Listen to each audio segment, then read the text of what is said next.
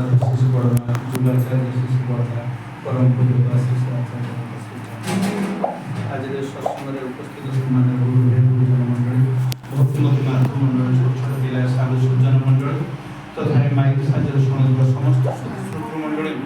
मो मोर अंतर यथायोग्य स्थान जय गुरु एवं भलवासा ज्ञापन करे। आज आमको सत्संग प्रदान कर सम्मानीय रमाकांत भाई तांकर नूतन गृह प्रवेश उद्देश्य ठाकुर पाखे प्रार्थना रख प्रभु परम दयाल तांकर गृह रोग दुख सुख जंत्रणा दूर कर दिंतु समस्ते शांति स्वस्थ आनंद अधिकारी होचंतु यहाँ ही परम पिता निकट प्रार्थना रखे। वास्तव में यही सत्संग आयोजन पछरे आमर परम श्रद्धेय जे बगी भाई तथा आमर सामान्य दोल भाई एमानंकर मुख्यांश भूमिका रही कारण एमाने तांकु प्रेरणा देइछंती एवं इस सत्संग को व्यवस्था करिबारे संपूर्ण सहयोग सहायता प्रदान कर ठाकुर पाखे मंगल कामना रखे। आज आम मैंने ये जे नूतन गृह आसी पहुँची ये गृहकर्ता प्रथमे भितर गोटे भावना आसी जे मु किभଳି भाବରେ भाई मानू डाकी माँ मानू डाकी गोटे सत्संग करी जे भाई कहूले आम आसीलु बहुत दिन तले ये सत्संग को उपभोग कर माटी घर आज आम कोठा घर को आसिले माटी घर पर कोठा घर पर पुणी आउरी किछि भी व्यवस्था हम एमती अनेक किछि व्यवस्था आम आर्थिक क्षेत्र में मनुष्यर होछि किंतु मानविकता क्षेत्र में मनुष्यर टिके अवनति घटुछि ताकू देखा पड़े मनुष्यर सबुठार गोटे श्रेष्ठ योग्यता होछि तार गोटे आध्यात्मिक योग्यता ये आध्यात्मिक योग्यता को नहीं तार इहकाल एवं परकाल पर्यंत सबुकिछि से परिव्याप्त हुए आ सुष्ठु सुंदर मध्य हुए। एमिति गोटे जगह सत्संग चली सत्संग रीतिक मैंने समस्ते आसी जनक पर जड़े कहते जे सत्संग को आसिले मनुष्यर सबकिछि उन्नति हुए तार दुख कुआड़े उभे जाए तार हानि लाभ हानि क्षति जहाँ कि हुए ताकू सहजरे ठाकुर ही समाधान कर दियंती। ये कथा को बाटरे जाउथिबा स्वामी स्त्री भिकारी दी जण एक कथा सुनिले भिक मागी जाती से शुणिले जे यही भली कथा आमे ठाकुरंकर दीक्षा नेले सत्संग को आसिले हमर दुख दूर हम आमे तो सबुदिन भिक मागुछंती आमे तार गोटे व्यवस्था करिबा चलो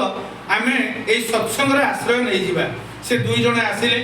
रीतिंग के आसी भेटिले आनंद बजार सरीबा परे कहले आज्ञा आमे ये सत्संग रे योगदान करिवु सबुदिन केते भिक्षा मागी बुलिवु आउ जदि ये सब क्षेत्र रे किछ उन्नति हेइ जिवो ताले बहुत भलो कथा आमे बहुत दुख दैन्य रे आमे कालातिपात करूछु कहले ठीक अछि संगे संगे रीति दीक्षा देइतले एवं किभଳି भाबरे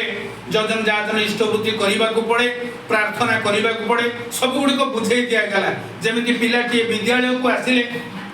ताकू विद्यालय संपर्क रे शिक्षक धारणा दियंती केमिति आसी बसिबु केमिति बही खोलिबु पाठ पढिबु केतेटा बेले स्कूल को आसीबु केतेटा बेले जिबु सारे जेमिति जणाई दियंती सेमिति निर्दिष्ट भाव रीति की जणाई देले से माने चली गले दीक्षा नहींकरी एवं इष्टवृत्ति कले सकाळ संध्या बेले स्वामी स्त्री प्रार्थना कर सारी सकाळे गाधुआ पाधुआ सारी प्रार्थना करी ठाकुर को प्रणाम करी एवं स्त्री ता स्वामी को प्रणाम करी दुई जन भिक्षा मागी जाती एमती चलला किसी दिन एवं संध्या बेले आसती स्नान शौच हो पुणी संध्या प्रार्थना कर सारी स्त्री स्वामी को प्रणाम करे दुई जन मिसी ठाकुर को प्रणाम करती एमती चले ठाकुर गुण कीर्तन जो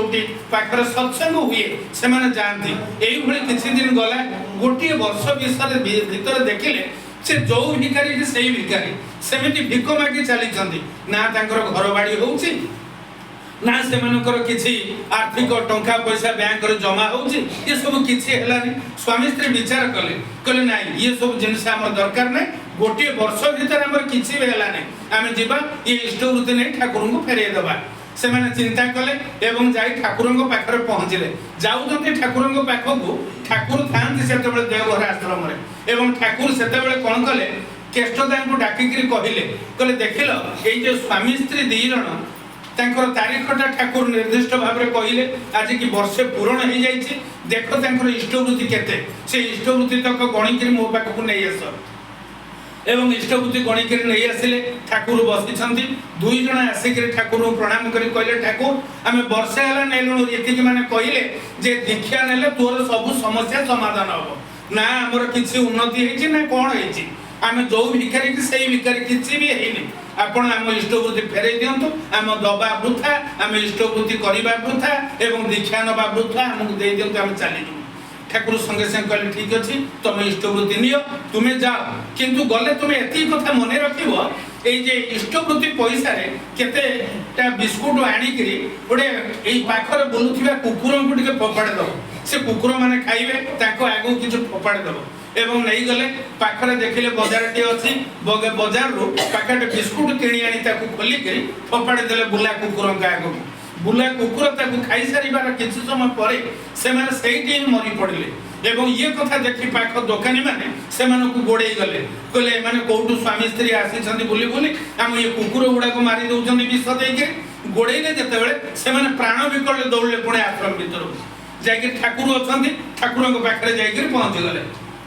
ठाकुर आपण हमको रक्षा करंतु मते कहि हम कहिले बिस्कुट दबा पाए हम देलु किंतु कुकुर दे तीनटा मरि गले से पाखरे आपण रक्षा करंतु लोक गोड़े चंदी बड़ तो हमको बाड़ी गिर मार देबे आमे आ ये कथा पारिबनो आपण हमको रक्षा करंतु लोक भी दौड़ी करी आछन आश्रम भीतर को ठाकुर से मानको बंद कले एवं सब कथा सुनिले ताकू दुकानी मानो कहले तुमे जा मु ताको कथा बुझुछि कहले देखिलो कोउपरि भाबर परिस्थिति सृष्टि हला कारण तुम्हें जहाँ इष्टबुद्धि देइछ ये होछि तुमर कर्म फल कुकुर जेमिति मले तुमे सेही भली भाबरे काहे केते दिन मरि जाई थांतो से कर्म फल गुडा को मु ताको तुमर इष्टबुद्धि माध्यम रे मु तुमर कर्म फल को ग्रहण करि थाए दीक्षा नबा को बसिथिबा लोकटी